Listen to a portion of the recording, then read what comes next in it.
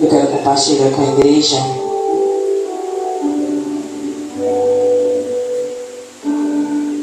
uma mensagem que está no livro de Salmos, no capítulo 1.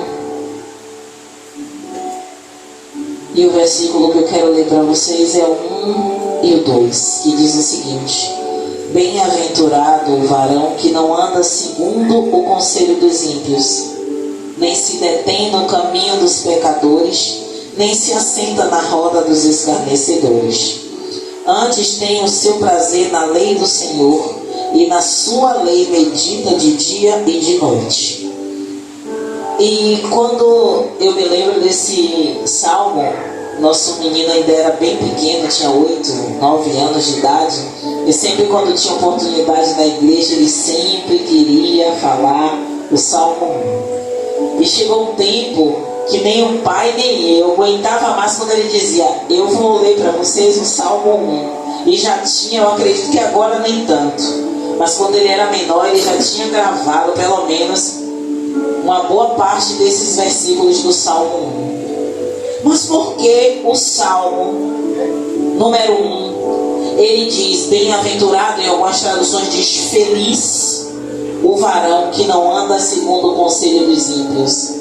Mas muitos de nós nos encaixamos nesse versículo achando que nós somos bem-aventurados, que nós não seguimos os conselhos dos ímpios, mesmo porque a gente considera os ímpios pessoas que praticam a iniquidade de uma forma, um termo que eu quero falar que não seja um termo, sabe, pesado, mas de uma forma, exatamente, eu queria falar uma palavra pejorativa, mas de uma forma aberta, de uma forma escancarada. Mas muitas vezes o conselho do ímpio que a Bíblia está falando, no nosso contexto, pode ser alguém que a gente até considera um amigo. E essa pessoa, Roque, até congrega em uma igreja, mas não segue o que a palavra de Deus diz. Então essa pessoa se torna um ímpio. Essa pessoa se torna um visitante ou um membro de uma igreja que não pratica o que a Bíblia diz que é para se seguir. Então essa pessoa se torna um conselho mau.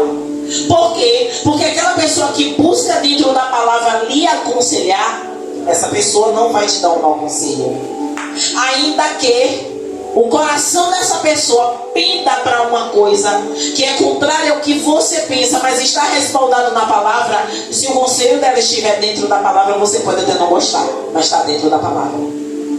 Então quando nós observamos isso e a gente vê se esse varão ou essa varoa ela é feliz porque ela não segue o conselho dos ímpios, mas muitas vezes eu e você nos consideramos pessoas valorosas, pessoas abençoadas, que não vamos aconselhar alguém de uma forma que aquela pessoa vá se prejudicar. Mas se a gente aconselhar do nosso coração, será que está dentro da palavra?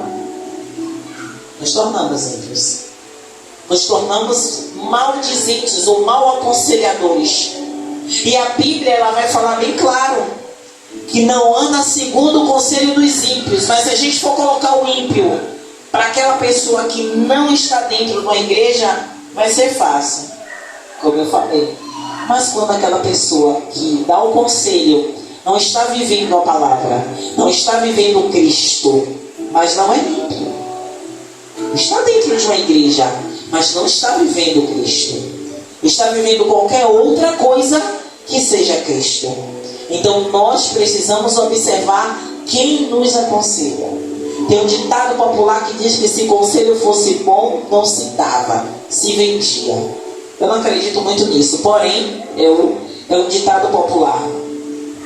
A palavra vai falar: nem se detém no caminho dos pecadores. Observe isso. A gente vai, a gente vem. Nosso diácono, ele está de moto, ele nem tanto vai e vem, mas ele está na moto. Mas vai ter um momento que ele vai precisar descer da moto e caminhar como nós caminhamos. E por que fala se detém no caminho dos pecadores? É porque nos lugares que passamos tem pessoas praticando a iniquidade, tem pessoas fazendo práticas erradas. E está falando você não se deter, é você não parar, você não compactuar, você não participar.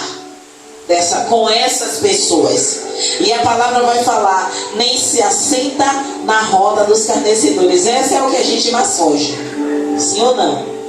Esse daqui eu acredito que é o que mais a gente pratica. É sair realmente, não estar na roda dos escarnecedores. Mas mesmo assim eu faço uma ressalva. Nem sempre os escarnecedores são aqueles que aparentemente são. Porque os que são declarados a gente nem chega perto. Mas os que não são, os que são camuflados, como eu falei há poucos. Porque tem muitos que nós conhecemos, que se parar para sentar para perguntar a vocês vão dar inúmeros que vocês conhecem, e que faz a rodinha, e que ao invés de falar de Cristo, falar do reino, falar das bênçãos, vai falar da vida alheia. Então nós precisamos tomar muito cuidado. E aí a palavra vai falar: antes tem o seu prazer na lei do Senhor, e na sua lei medita de dia e de noite. E todas as vezes que eu leio esse versículo 2, eu sempre vou me lembrar da orientação que o Senhor dá a Josué. Ele fala para Josué exatamente isso, para que Josué não se aparte do livro da lei, e antes ele medite de dia e de noite. Olha a importância de nós estarmos meditando na palavra. Aí alguém pode dizer, eu mesmo posso dizer: o Senhor, mas eu tenho tantas demandas. Mas a gente nunca pode estar ocupado demais que não possa ler um versículo da Bíblia. A gente não pode estar ocupado demais que no momento que a gente vai dar um respiro, você não vai abrir uma Bíblia ou abrir um celular e ler um versículo e meditar naquele versículo. Medita naquele versículo. Depois lê um outro, medita naquele versículo. Passa o dia ruminando aquele versículo que você leu, anotando, copiando. Porque você vai estudar aquele versículo e no momento oportuno, olha esse versículo soltando em sua mente para você falar para alguém. Olha o versículo, porque o Espírito Santo ele não lembra nada daquilo que a gente não estudou. Eu aprendi isso. O Espírito Santo vai usar você na palavra para falar aquilo que você conhece, aquilo que você estudou. Porque aquilo que você não estudou, o Espírito Santo não vai lhe dar. Então quando você estuda, você medita. Eu não tenho tempo. Sempre tem. Sempre tem. Uma vez uma irmã me disse, e eu vou encerrar minha oportunidade, ela me disse o seguinte: quem quer, dá um jeito. Quem não quer, dá desculpa. E depois que ela me disse essa frase, nunca mais eu parei, e antes de eu dar uma resposta a alguém, eu disse: se eu quero realmente, vou dar um jeito. Mas se eu não quiser, eu vou dar uma desculpa. E na maioria das vezes a gente dá desculpa para coisas que dá tempo de fazer, que a gente pode dar um jeito de fazer. Então vamos dar menos, não estou falando aqui na igreja não, estou falando na nossa vida cotidiana. Vamos dar menos desculpas e dar mais jeito. Amém? Glória a Deus. Eu quero chamar o diácono aqui para uma oportunidade que o Senhor fala no seu coração. E